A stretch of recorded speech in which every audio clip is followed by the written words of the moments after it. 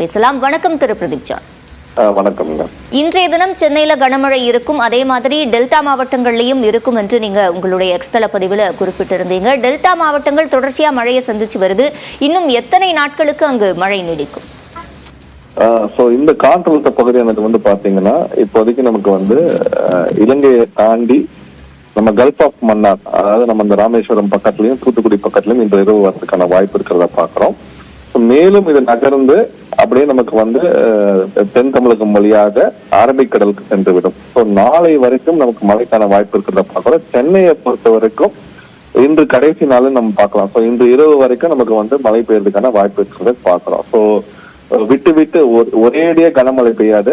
ஒரு அரை மணி நேரம் நல்ல அல்ல, 1 மணி நேரமோ 1/2 மணி நேரமோ நல்ல கனமழை பெய்யும். ஒரு பிரேக் இருக்கும். அதுக்கப்புறம் ஒரு 1 மணி நேரம் கழிச்சு அடுத்த ஒரு ஸ்பெல், அந்த மாதிரி ஒரு ஸ்பெல் தான் நம்ம சென்னையை பார்த்து பார்க்கிறோம்.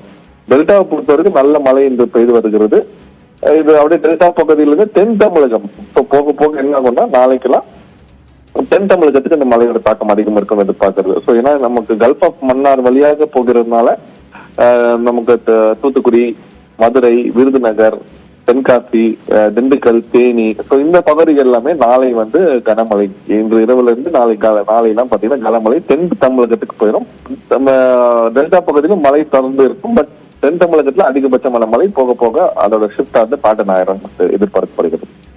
டிசம்பர் மாதத்தை பொறுத்தவரையில் இந்த முறை இயல்பை விட அதிகமான மழைப்பொழிவு இருக்கும் என்று இந்திய வானிலை ஆய்வு மையம் குறிப்பிட்டிருந்தது. அந்த வகையில பார்க்கும்போது இனி வரும் நாட்கள்லயும் அதிகபட்சமாக மழை இருக்கும், அதிக மழைப்பொழிவு இருக்கும்னு பார்க்கலாமா? இந்த காற்றழுத்த பகுதி போன வரைக்கும் இதோட இம்பாக்ட் மேக்சிமம் நமக்கு 13-14ஆம் தேதிக்கு அப்புறம் படிப்படியாக மழை குறைந்து விடுகிறது. 14க்கு அப்புறம் இதோட தாக்கம் இது அரபிக்கடல் வழியாக அப்படி சென்று விடுகிறது. அப்புறம் 17ஆம் தேதி அடுத்த காற்றழுத்த பகுதி நமக்கு தமிழகத்தை நோக்கி வருகிறது. இதுவும் இந்த காற்றழுத்த பகுதி நமக்கு இதே மாதிரி டெல்டா பக்கத்துலயா இல்லாட்டி கல்ஃப் ஆஃப் மன்னார் பக்கத்துலயா இல்ல வட தமிழகத்தை நோக்கி வருதான்னு பார்ப்போம். ஏன்னா எப்பவுமே நம்ம கல்ஃப் ஆஃப் மன்னார் பக்கத்துல நமக்கு இலங்கைக்கு அந்த பக்கத்துல வரும்போது காற்று தமிழகம் வட தமிழகமும் நல்ல மழை கிடைக்கும். அப்படின்னு பார்க்கும்போது அடுத்து வரது எப்படி வருதுன்னு பார்க்கலாம். இன்னொரு காற்றழுத்த பகுதி நமக்கு இருக்கிறதுன்றது நமக்கு தெரிகிறது. அதுக்கப்புறம் நமக்கு மோஸ்டா கொஞ்சம் டோன் டவுன் ஆயிரும் தெரியுது. இதோட தாக்கம் இந்த பிரசன்ட் காற்றழுத்த பகுதி அடுத்த 2 நாட்கள் இதோட தாக்கம் இருக்கும். படிப்படியாக மழை குறைந்து விடும். அப்புறம் 17ஆம் தேதியிலிருந்து மறுபடியும் மழை தொடரும் எதிர்பார்க்கப்படுகிறது. மழை 17ஆம் தேதிக்கு பிறகும் தொடரும்னு சொல்லியிருக்கீங்க. இனி புயல் அச்சம் வேண்டாம் அப்படின்னு எடுத்துக்கலாமா? இந்த காற்றழுத்த பகுதி புயலாகிறது வாய்ப்புக்கு வாய்ப்பே கிடையாது. ஏன்னா அது நிலப்பகுதி ரொம்ப வலுவிழந்த நிலையில தான் நம்ம இருக்கிறத பார்த்தோம். அடுத்த காற்றழுத்த பகுதி எப்படி வருதுன்னு நம்ம பார்க்கலாம். புயல் ஆகுமா ஆகாதான்ட்டு மோஸ்டா அது லோ லாட்டிடியூட்லயே இலங்கைக்கு அருகே நிலப்பகுதியில தொட்டு அந்த மாதிரி வரும்போது புயலாகிறதுக்கான வாய்ப்பு கம்மியா இருக்கிறத பாக்குறோம். பட் காற்றழுத்த பகுதி உறுதியாக வாய்ப்பு இருக்கிறது. அது புயலாக வருமா இல்லையான்றது நம்ம பொறுத்து பார்ப்போம். இப்போதைக்கு வாய்ப்பு பெருசா தெரியவில்லை. பட் கிட்ட நம்ம இது போன பிறகு அதோட கிளாரிட்டி நல்லாவே தெரியும். நமக்கு தென் தமிழகம் நோக்கி செல்கிறதா இல்ல வட தமிழகம் வரப்போகிறதா அப்படின்றத நம்ம இது போன பிறகு பார்க்கலாம். நம்ம பிரசன்ட் ரெயின்ஸ் இப்ப பாத்துக்கலாம். இன்றும் நாளையும் நல்ல மழை தமிழகத்துக்கு முழுவதுமாக இருக்கிறது. தென் தமிழகத்துல கனமழை, மிக கனமழை பெய்யறதுக்கான வாய்ப்பு இருக்கிறது நம்ம பார்க்கிறோம் இன்று நாளை.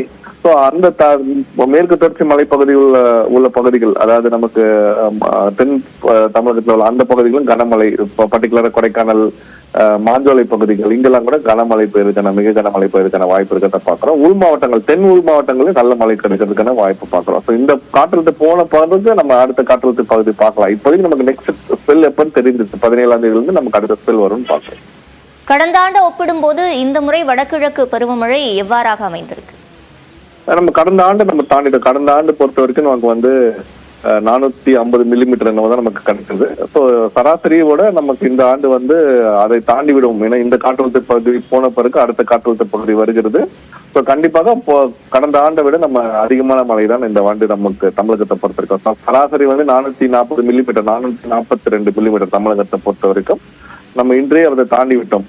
போக போக இந்த காற்றழுத்த பகுதி இருக்கிறது, இன்னும் அடுத்த காற்றழுத்த பகுதி இருக்க போறது. கண்டிப்பாக நம்ம போன வருஷத்தோட மழையோட டாலியை நம்ம தாண்டிடுவோம். நம்ம இணைப்பில் பதிலளித்தமைக்கு நன்றி திரு பிரதீப் ஜான்.